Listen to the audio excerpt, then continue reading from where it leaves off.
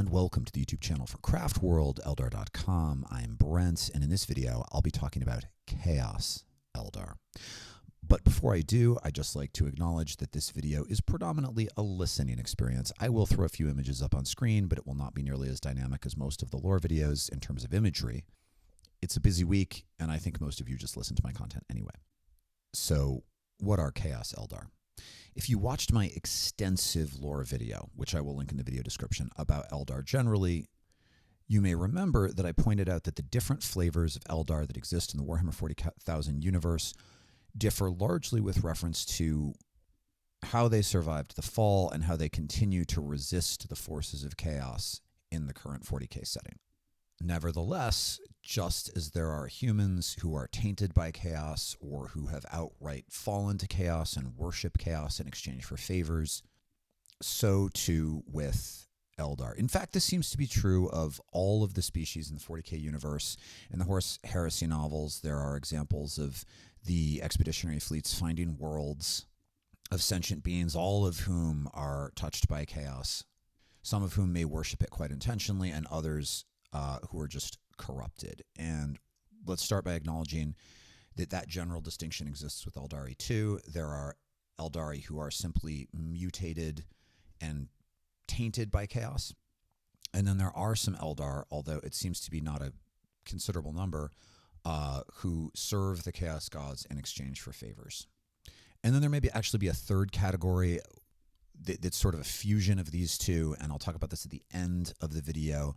There is a haunted Eldari craft world that floats through the galaxy, craft world Lunasad, or Dresselach, which means, I never know with achs on the end. It means the forgotten ruin, and I think it comes from one of the tabletop RPGs. But this seems to be a place where the line between chaos taint and chaos worship is not entirely clear. It's sort of an Eldari chaos ghost ship, which is just a great concept. And it's a bit curious because Eldari have been part of the 40k IP all the way back to the beginning. They're one of the principal playable factions, highly developed in the lore, but there actually isn't a great deal about Chaos Eldar. And so in making this video, I'm working largely from bits and scraps, but we know that they're real. They're identified in the 2nd edition Eldari Codex, which is the first codex ever written, as something that does exist. There's a line in there about how of those who are touched by chaos and have fallen to chaos and embraced chaos, embraced the dark gods, none are as truly damned as Eldar champions of chaos. But then they never give us any rules for these. But they're named as a thing that really exists. And then some of you who are longtime listeners may remember that when Gav Thorpe was a guest on the channel, he was the author of the 3rd edition Codex. He also has written the majority of the Black Library novels focused on Eldari. And he worked for Games Workshop for many years. He did more to develop Eldar as a faction than just about anybody, except Jess Goodwin and the writers who gave us the original concept of like avatars and aspect warriors and the fall and all that stuff. But Gav has done the majority of the writing about Eldari daily life, and he's written most of the novels, and is a writer of a codex and an employee of Games Workshop for many years. I feel like he's qualified to say, and he does in the interview, that GW accepts and acknowledges that Chaos Eldar are real. They're definitely a thing. It's very unlikely that according to Gav, that they will ever get their own playable army, probably for economic reasons, if nothing else. It's just too niche. But theoretically, they exist. Well, not theoretically. They do exist. The theoretical part is what exactly that looks like, because we just haven't seen a lot of examples of it in the lore. So let's start with that first group of Chaos Eldar that I mentioned, or I actually don't remember what order I mentioned them. Sorry, kids, but let's start with the most intense flavor. That is Eldari who have willingly embraced the Chaos gods, true servants of chaos as identified in the original Eldari Codex. The only totally concrete examples of this that I'm aware of in the lore are in the Path of the Dark Eldar novels. A pretty popular novel trilogy focusing on the Drakari, and it features Drakari archons who have, in some cases, unwittingly become servants of the dark gods. There's one who's bound to Tzeentch. There's another one that's bound to Khorne, and they're granted demonic favors and powers in exchange for the stuff that they're doing, the creepy stuff that they're doing. Just in the same way that we see in the Imperium of Man, there are humans who swear themselves to chaos and inscribe chaos glyphs on themselves and answer their demonic masters, and in exchange either receive beneficial mutations or the ability to manifest powerful psychic powers or whatever. They're empowered in exchange for their commitment to the cause. And it's revealed over the course of the novels that these particular archons, and I guess some of their servants, are exactly this kind of chaos devotee. But in some cases, they don't really know. They're like surprised to find out that they're claimed by Khorne or claimed by Tzeentch or whatever. But it's clearly possible for Eldari, therefore, to do exactly the thing that humans do all the time in the lore, which is to devote themselves to chaos and receive favors and powers as a result. And then these novels also feature some Eldar who have essentially knowingly done this. So the implication, I think, is that they've knowingly done this among the mandrakes. So it's not really clear what mandrakes are. You can play mandrakes on the table. So I guess when I said they're not representable on the table, they're not representable as a faction, but there is some indication that mandrakes might actually be chaos-tainted Eldar more broadly. Mandrakes are like these incredibly creepy, spooky, disappeary and reappeary, assassiny Drakari who are kind of Drakari but not really Drakari. They look different. They have dark skin or blue skin, and they teleport around because they have access to some shadow realm that may just be part of the warp. And when they're in Commorragh, the Dark City, they inhabit this region that's where the shadows are thicker and more horrible. It's called like Elendrach or something. I don't know. Elendrach. And they have creepy lairs. And sometimes when they teleport, when they pop out of their teleportation, they mutate their faces to have many rows of horrible teeth. And even the Drakari, who are pretty terrifying and horrible, are terrified of mandrakes. And there's some indication that they may be like the original, descended from like, I don't know, very early Eldari in the Webway or something. They have some different origin story, but their origin story may also just be that their access to this shadow realm that's part of the warp, which is, I think in the lore, reputed to also involve some demon world.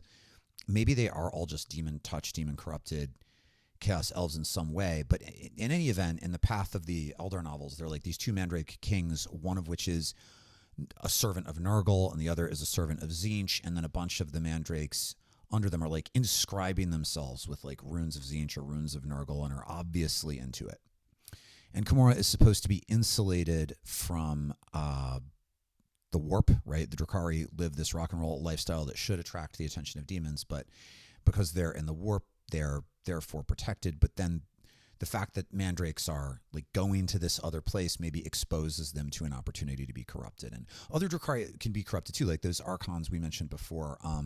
There are times when the protections around Commorragh and some localized area fail for some reason. And then also, they do real space raids. They tangle with demons. They have plenty of opportunities to be exposed to the powers and temptations of chaos even outside of the Dark City.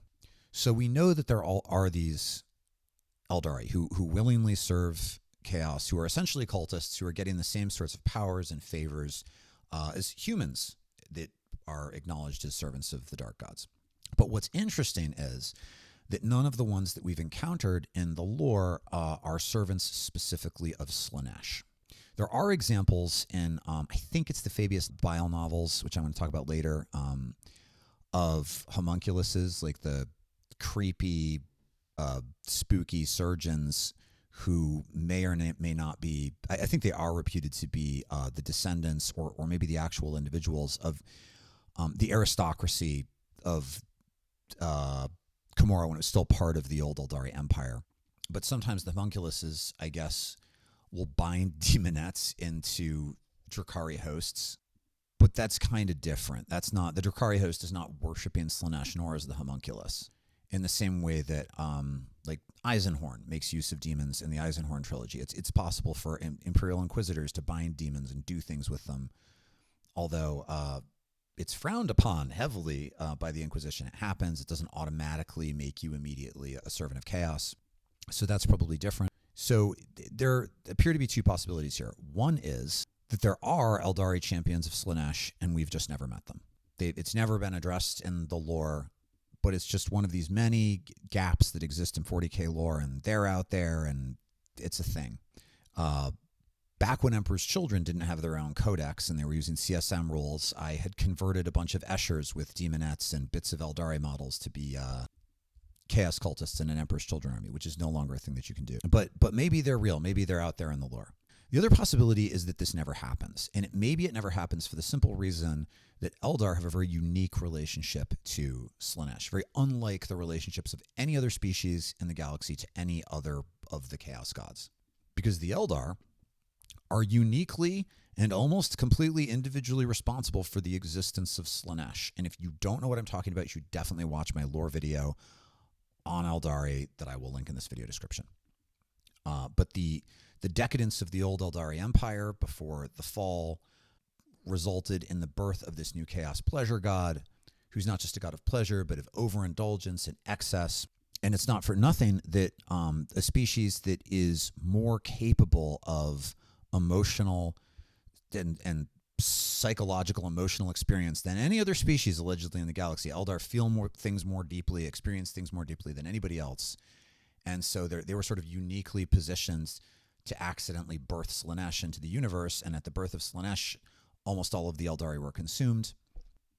So maybe the reason that Eldari never are... The only Eldari servants of chaos that we've met serve the other chaos gods. Maybe the reason is that any Eldar who is foolish enough to be tempted into trying to serve Slanesh just gets gobbled up. They're just too delicious. They're too tasty. Slanesh is just not capable of delaying gratification to use them for a while as a tool before eating them. The Prince of Pleasure just needs more, now, like particularly delicious jalapeno potato chips or something where you just can't stop eating the bag. Ooh, they're just so spicy. Space Elf souls. Now, another possibility, and this one I don't find as convincing, but I feel I should acknowledge it. The other possibility is that because Slanesh is largely made of the collective, was made from the collective overindulgent psychic energy of all these space elves, with the vast majority of the billions of space elves that occupied the Eye of Terror before. Maybe what Slanesh demons essentially are just like Eldari souls that have been repackaged as demon energy. I mean, it's worth acknowledging that demonettes essentially look like space elves. A demonette looks like they've got the pointed ears and they're humanoid and they have sort of lithe, elegant features. And it's just that they have like weird claw feet and crab claws.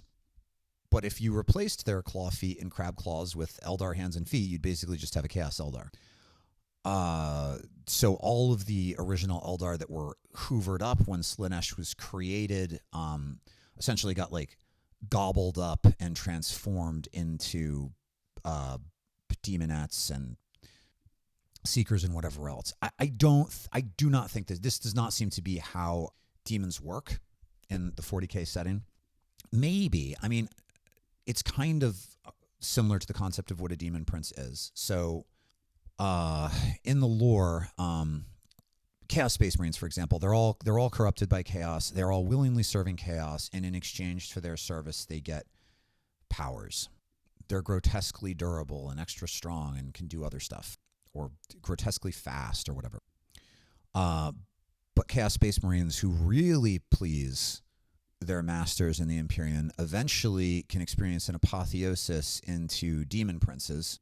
And so the updated demon prince model features like outsized, twisted, warped like Chaos Space Marine armor, like it clearly used to be a Marine before it became this big monster.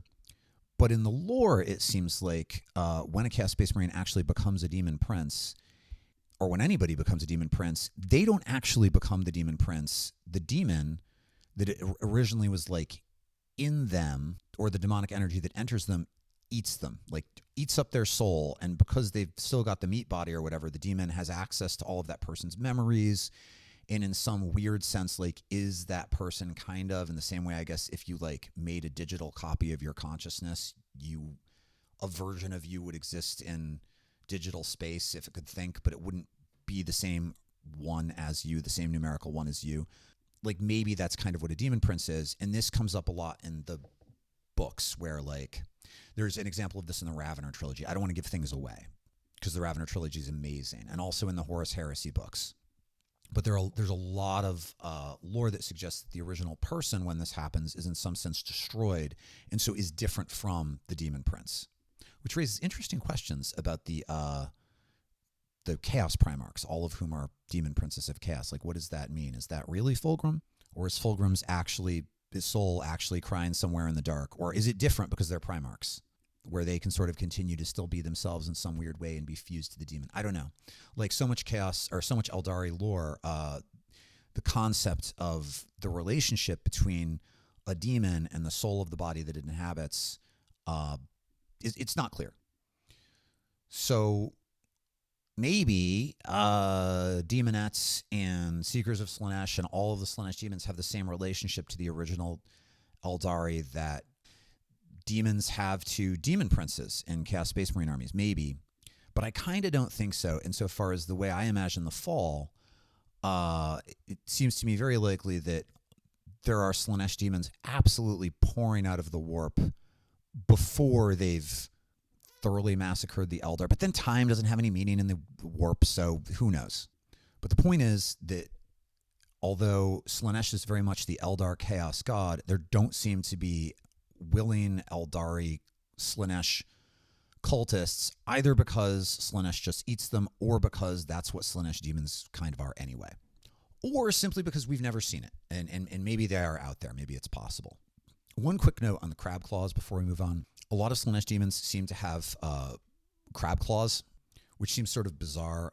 It makes sense for Tyranids, right? Because lots of Tyranids have crab claws, because Tyranids are these like horrendous, twisted take on evolution, right? And we know that there's this concept in biology, carcinification, where crabs are a very efficient shape. And so different species, there are different crab species that have no genetic relation to one another because stuff in different places just turns into crabs. So maybe we live in a world that favors crabs, and that's an efficient shape. But in the case of demonettes, it seems sort of bizarre. And so you think about like what a crab claw is. Like, it is the most efficient, like, grasping thing. And so maybe the notion that demons of Slanesh are committed to desire, right? The grabby nature of the crab claw. In the beginning of Dante's Inferno, the pilgrim, who is the stand-in for Dante, encounters a lion, a leopard, and a she-wolf entering the underworld, and each of them represents different sins. Like, the lion is violence, and the she-wolf is desire, and it kind of makes sense for like a crab claw to be desire. So maybe demonettes are just grabby hand space elf souls who have been turned into something else by chaos. But I kind of think they just get eaten, because all the Eldari prophecies about the Ranadandra seem to suggest that those souls are in Slanesh's belly somewhere. You know what, though? I don't know. I could explain that away, too. It's just not clear. Like, so much stuff in 40k lore, it's just not clear. Okay, let's move on to the second kind of Chaos Eldar. And these are Chaos Eldar who are not willing servants of the Chaos Gods. They're not receiving favors or boons in exchange for horrific acts of sorcery or violence. But they've been touched and twisted by chaos simply by being in contact with it.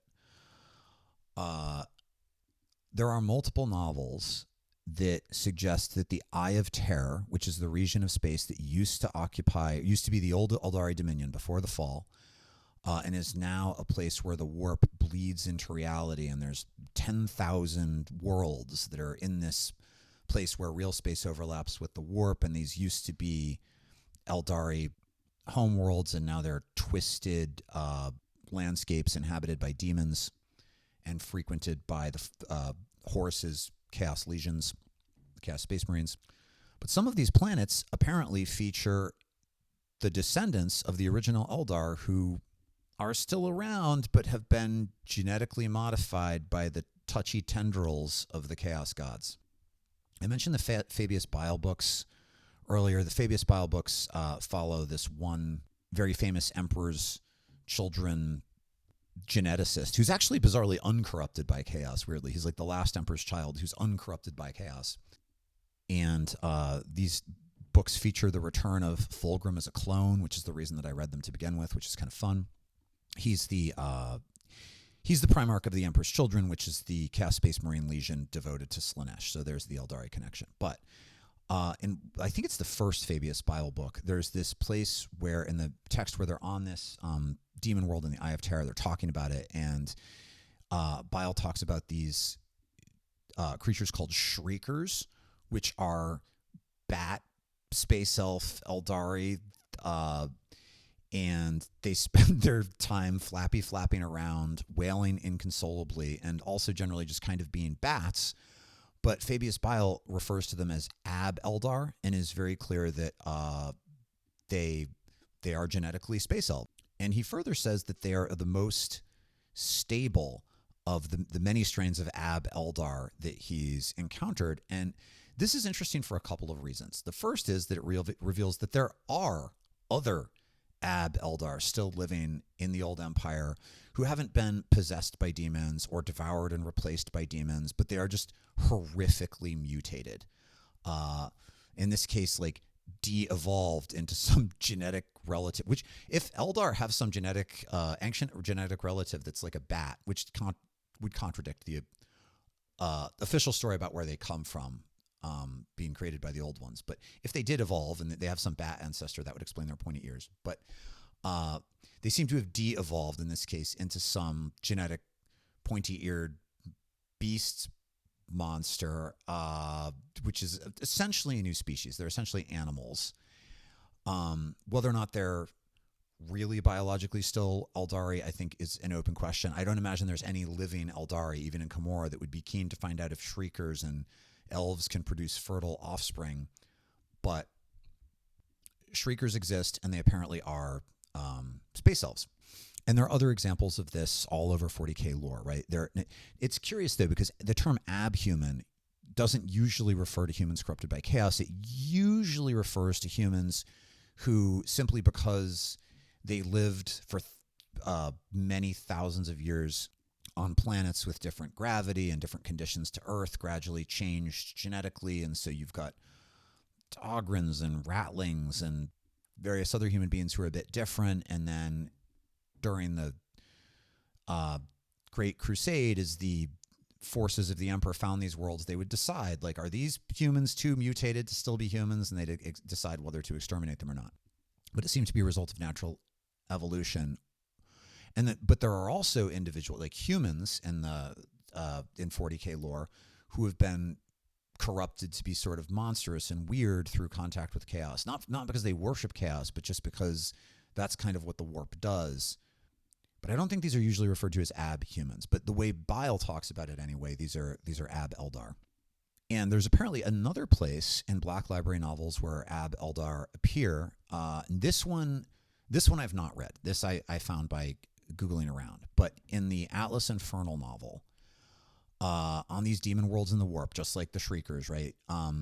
There are these Eldar monstrosities.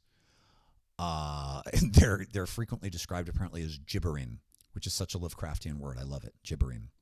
But these Eldari monstrosities have a whole culture, and they have an economy, and they run these archaeo markets where they wait for bits of technology from the old Eldari Empire to wash up on the shores of the sea in the warm bath of the chaos blight that is the Eye of Terror. And then they sell this stuff in these like open air markets that are visited not only by humans, like chaos touched humans, but also Eldari corsairs and Drakari and rangers who apparently are perfectly happy to do business, like buy spirit stones.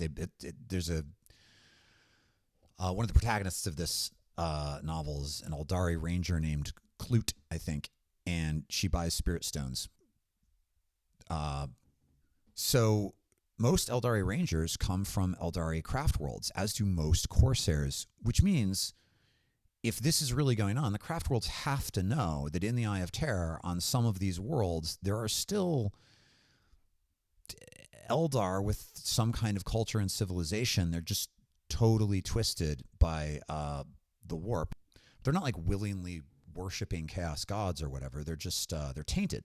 They've been changed, which raises some major questions about how the craft worlds must think about these people. Like there doesn't seem to be any effort to try to save any of them. So maybe they figure they're beyond saving, but nor are the Beltani like clamoring for their extermination as a violation of the Eldari form.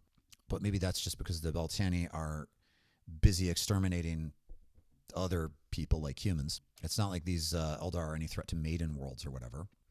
Or maybe they just don't think of them as Eldar. That's the other possibility, that they just they do not recognize them as part of the species. But that doesn't make a whole lot of sense, because it seems like because Eldari souls reincarnated from generation to generation, and now when they die they just get eaten by Slanesh, it does seem that like what makes an Eldar is that Eldari soul energy. Like, you're still an Eldar once you're a dead soul in the Infinity Circuit. So maybe, I don't know, maybe these Ab Eldar species have a different kind of spiritual energy now. So they don't all just get automatically eaten by Slanesh. Slanesh maybe just doesn't care that much. Maybe they don't have that same heightened Eldari whatever. Or maybe we just want to say, look, it's one book. And maybe Atlas Infernal just took a few too many liberties with the Eldari IP, and maybe we have to take this with a grain of salt. But on the other hand, because the Fabius Bile books have established the existence of Shriekers, it just feels not super far-fetched. It seems like there would have to be these other Ab Eldar, but then whether they are spiritually Eldar is maybe a different and interesting question.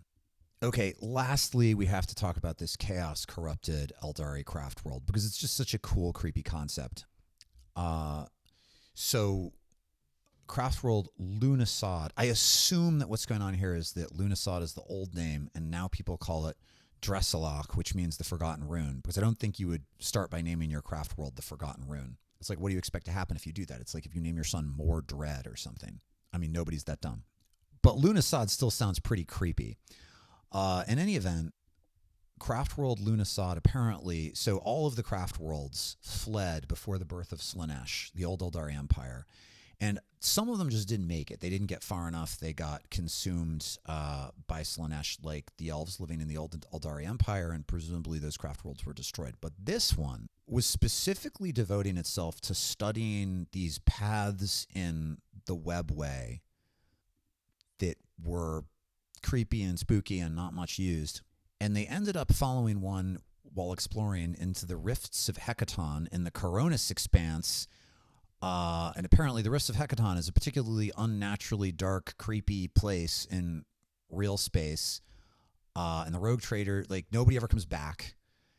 And when Slanesh was born, even though they weren't like hanging out in the Eye of Terror, they nevertheless were immediately overwhelmed because of the proximity. Presumably it's a very thin place. The proximity to the Empyrean was such that they were immediately overwhelmed by Slanesh. But it wasn't just destroyed. It was in some way captured, twisted, corrupted, and it vanished into the warp, presumably, for many thousands of years. And then 30 years before the current moment, the 40K timeline. So it's been missing for like many millennia, many thousands of years it's been missing.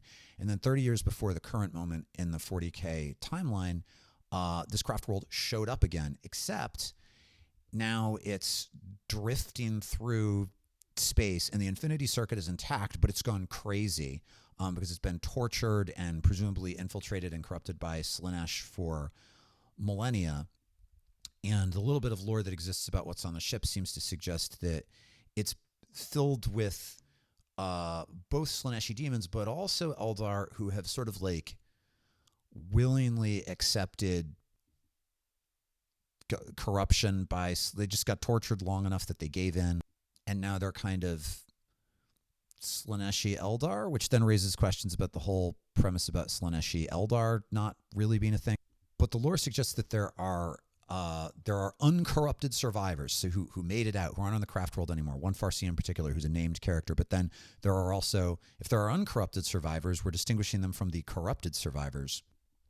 And now there are these Eldari corsairs called crow spirits who are descended from inhabitants of this craft world and are also connected to like craft world Kalar in some weird way, and because presumably they were out being corsairs when this happened, and so now they feel like it's their responsibility to resolve this, and they're, I guess in the current timeline, trying to get humans to help address this so that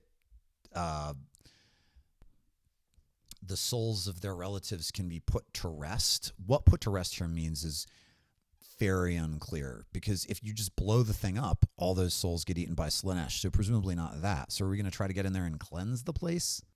I don't know. And again, you could say, well, the source material for this craft world is a tabletop RPG that was, I think, signed off, I think not put out by GW, but signed off on by GW. So maybe it's like not really official lore. Maybe we need to take some of this with a grain of salt. But regardless, I've got to say, the concept of a Slaneshi-corrupted, demon-haunted Eldari craft world drifting through human space like some terrifying ghost ship in a pirate movie is kind of awesome.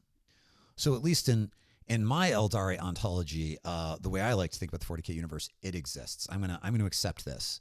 But like so much in 40K, it's hard to see how all this hangs together. It seems like there aren't Slaneshi Eldar because Slanesh just eats them, but then maybe this ship has Slaneshi Eldar on it, or maybe all Slaneshi demons are in some sense Eldar, or maybe the lore really suggests that demons are created by our excesses, but the demons are not us, so it's not, the demons are different, so they ate the souls, or Slanesh ate the souls. But even if there are no Eldar worshippers of Slanesh who don't get eaten in a New York minute, there's certainly, it seems well established in the lore, Eldari worshippers of other chaos gods who receive favors from those chaos gods. There are chaos Eldar. And then there are also Eldar who have been touched and twisted and corrupted and changed by chaos in the same way that we see examples of this happening to other species in the Horus Heresy novels and in other Black Library novels, even though they may not themselves be willingly followers of chaos, although we might hypothesize and wonder whether or not they're really still Eldar in some spiritual way. Like, do they have souls that if there were no more Slanesh would reincarnate, or don't they? That probably sounds like some sort of creepy Eldari essentialism, but it is true that Eldari souls are different. The thing that makes Eldar different from other species is that their souls, and every other species in the 40K universe, is that before Slanesh was born, when they died, their souls would walk the bright path through the Imperium and return to be reincarnated, and they were the only ones. And so either these Eldar have those heightened experiences and do that, or they don't. And maybe if they're not really Eldar anymore, that's why they're allowed to exist. That's why they haven't just all been eaten by Slanesh, which seems like it would be pretty darn easy if they're just hanging out on these demon worlds.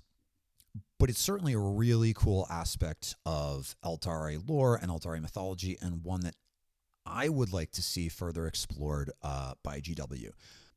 I like for 40K lore to be a little bit ambiguous and to be vague in areas, so we have opportunities to imagine and wonder and project onto it.